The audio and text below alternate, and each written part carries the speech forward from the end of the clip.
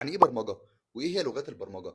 وليه عندنا لغات برمجه كتيره جدا؟ ليه ما يكونش في لغه برمجه واحده وتعمل كل الحاجات اللي اللغات دي بتعملها؟ دي من الحاجات اللي هنتكلم فيها في الفيديو ده. فلو انت حد ما تعرفش يعني ايه برمجه، كمل الفيديو ده للاخر، لان في نهايه الفيديو ده ان شاء الله هتكون عارف كل حاجه محتاجها علشان تعرف تبدا في المجال ده وتبقى مبرمج جامد. بس قبل ما اقول لك ايه هي البرمجه وتعريف البرمجه، تعال الاول نعرف هي ليه ظهرت البرمجه اصلا، وهي المشاكل اللي كانت موجوده قبل كده. زمان الكمبيوترات كانت عباره عن الات ضخمه جدا، يعني الكمبيوتر كان ممكن يتحط في اوضه كامله من كتر ما هو ضخم، وكانت بتشتغل بالكهرباء. كل الكمبيوترات دي عباره عن اسلاك وحاجات غريبه، وما كانتش بتفهم غير لغه واحده بس، اللي هي الصفر والواحد. وعلشان نخلي الكمبيوتر ده يعمل لنا مهمه معينه، ما كانش قدامنا غير ان احنا نكلمه باللغه اللي هو بيفهمها، اللي هي لغه الصفر والواحد، لان هو ما كانش بيفهم غير اللغه دي بس.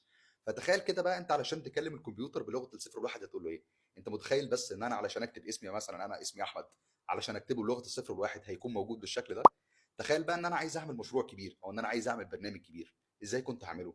طبعا الموضوع كان معقد جدا. وكمان لغه الصفر والواحد دي بالنسبه لنا كبشر حاجه مش مفهومه او حاجه مش معروفه، يعني حتى لو فضلت تتعلم فيها طول عمرك اكيد مش هتعرف تحفظ كل الاسماء اللي موجوده او كل الحاجات. فكده كده هي لغه صعبه ومش هنعرف نستخدمها، وده خلق مشكله كبيره جدا، وهي انه ازاي احنا نخلي الانسان العادي اللي مش بيفهم لغه الصفر والواحد المعقده دي يخلي الكمبيوتر ده يقدر يفهمه او يقدر يتواصل مع الكمبيوتر. ومن هنا ظهرت فكره البرمجه. الكمبيوتر هو عباره عن آلة ممكن تعمل لك كل اللي انت بتحلم بيه، اي فكره برنامج واي حاجه تيجي في بالك الكمبيوتر يقدر يعملها لك. بس الفكره بقى فين؟ الفكره بقى ان انت كمبرمج تعرف تفكر وتعرف تكتب للكمبيوتر الاوامر المنطقيه والحاجات بلغه الكمبيوتر ده يفهمها، لان احنا قلنا الكمبيوتر مش بيفهم غير لغه الصفر والواحد. احنا بقى عايزين نعمل للكمبيوتر زي نديله شويه اوامر، والكمبيوتر يفهم الاوامر دي ويحل لنا بقى المشكله اللي احنا عايزينها. احنا بقى مثلا عايزين نعمل برنامج عياده، عايزين نعمل لعبه، عايزين نعمل تطبيق على الموبايل، عايزين نعمل موقع، ايا كان الحاجه اللي احنا عايزين نعملها. وده ياخدنا لجزئيه تانية، وهي لغات البرمجه. يعني ايه بقى لغات برمجه؟ وليه كل لغات البرمجه الموجوده دي؟ وايه هي استخدامات اللغات دي؟ وليه ما فيش لغه برمجه واحده تغنينا عن كل الكلام دي، بدل ما يكون عندنا مئات او الاف لغات البرمجه؟ كلمه لغه من اسمها هي طريقه للتواصل. يعني انا دلوقتي لغتي العربيه، فانا كل الناس اللي بتتكلم عربي هتفهمني وافهمها. لو انا بتكلم انجليزي، كل الناس اللي بتتكلم انجليزي هتفهمني وافهمها. فمعنى كده لغه ان هي طريقه للتواصل. طيب احنا بقى عايزين نكلم الكمبيوتر، بس احنا قلنا ان الكمبيوتر مش بيفهم غير لغه الصفر والواحد. ازاي احنا بقى كبشر هنكلم الكمبيوتر بلغه الكمبيوتر يفهمها؟ هي نفس الفكره في الحياه بتاعتنا العاديه. تخيل كده ان احنا جبنا واحد عربي وجبنا مثلا واحد صيني، واحنا عايزين دلوقتي العربي يكلم الصيني، هيكلموا بعض ازاي؟ في حل بسيط، وهو ان احنا نجيب مترجم بيكون عارف اللغتين العربي والصيني، ولما العربي يكلمه يترجم للصيني، ولما الصيني يكلمه يترجم للعربي، وهكذا. وده اللي بيحصل بالظبط عندنا في الكمبيوتر. تعال نفهم الموضوع بالظبط. لغه البرمجه هي لغه وسيطه بيني وبين الكمبيوتر، علشان الكمبيوتر يفهمني ويعرف ينفذ كل الاوامر اللي انا مديها له. هي لغه شبه الانجليزي عادي جدا، بس بيكون ليها قواعد منظمه اسمها سنتكس، ولازم تلتزم بالقواعد دي، ولا البرنامج اللي انت بتعمله ده هيديك مشاكل او هيطلع غلط. يعني الكمبيوتر مش هيقبل او مش هيفهم اللي انت بتقوله. زي مثلا في العربي، هل انت عمرك سمعت عن مبتدا منصوب؟ لا، المبتدا دايما مرفوع. فدي قواعد في اللغه. نفس ما عندنا قواعد في اللغه العربيه وقواعد في الانجليزي، عندنا برضو قواعد في اي لغه برمجه لازم تتبعها علشان ما يحصلش مشاكل في البرنامج اللي انت بتعمله. يعني مثلا الكود اللي موجود قدامك ده كود بلغه بايثون بيعمل طباعه لكلمه هالو وورلد، بيبدا يظهر كلمه هالو وورلد على شاشه الكمبيوتر. بس حد فيكم هيقول لي دلوقتي انت كاتب الكلام ده بلغه زي الانجليزي او بلغه بايثون، ايا كان اللغه اللي انت كاتبها، وانت قلت لي ان الكمبيوتر مش بيفهم غير لغه الصفر والواحد.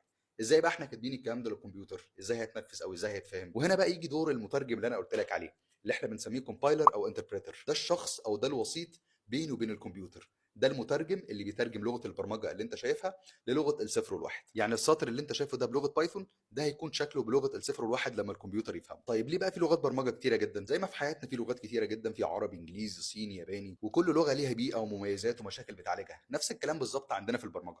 احنا عندنا لغات برمجه كتيره جدا، في بايثون، في سي بلس بلس، في جافا، في سي، في جافا سكريبت، في اسمبلي، في كوتلين، في ار، في لغات برمجه كتيره جدا. طيب مش نعمل لغه واحده وخلاص، بدل ما يكون عندنا كل اللغات دي كلها، واللغه دي تعمل اي حاجه احنا عايزينها؟ عايزين نعمل موبايل ابلكيشن، نعمل ويب سايت، نعمل تحليل بيانات، او نعمل ذكاء اصطناعي، اي حاجه احنا عايزين نعملها، اللغه دي تعمل لنا كل حاجه، بدل ما يكون عندنا لغات كتيره جدا وكل لغه استخدام معين. احنا جربنا، بس لكن دايما للاسف في تضحيه. لو اللغه سهله وطريقه كتابتها سهله ممكن تكون بطيئه، ولو اللغه دي قويه جدا وسريعه ممكن تكون معقده جدا وصعبه ومش اي حد يعرف يتعلمها. يعني مثلا لو انت مهتم بالذكاء الاصطناعي او تحليل البيانات او ان انت تكتب سكريبتس، فبايثون هي اللغه المناسبه. لو انت مهتم ان انت تعمل ويب سايتس او مواقع الكترونيه، فالجافا سكريبت او السي شارب او حتى البايثون دي برضو لغات مناسبه. لو انت عايز تعمل تطبيقات على موبايلات اندرويد، فالجافا لغه مناسبه. انما بقى لو انت عايز تعمل العاب زي بابجي، فورتنايت، والالعاب اللي انت شايفها دي، فالسي والسي بلس بلس هي لغات مناسبه. ومعظم الحاجات اللي احنا قلناها دي تقدر تعملها باستخدام بايثون بس.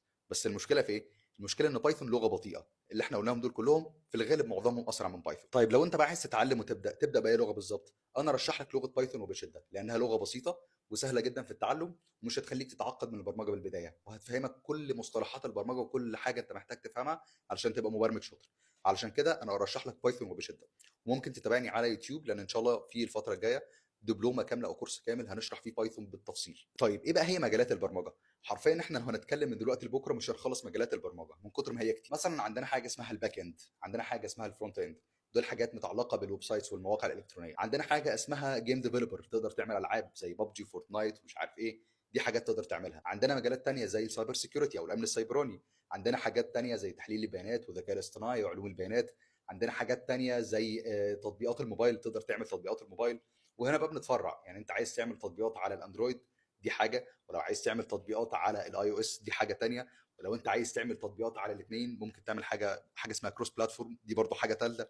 فالمجال فعلا واسع بشكل انت ما تتخيلوش. عندنا حاجه تانية اسمها الامبيدد سيستم او الانظمه المدمجه. انت شايف دلوقتي السيارات والطيارات والحاجات دي، حتى الغسالات والثلاجات بقى فيها برمجه، فدي برضو مجالات تانية من مجالات البرمجه. فحرفيا ايا كان اهتمامك او شغفك، لو انت دورت ده في المجال كويس هتقدر تلاقي الحاجه اللي انت تحبها وتستمتع بيها وانت شغال.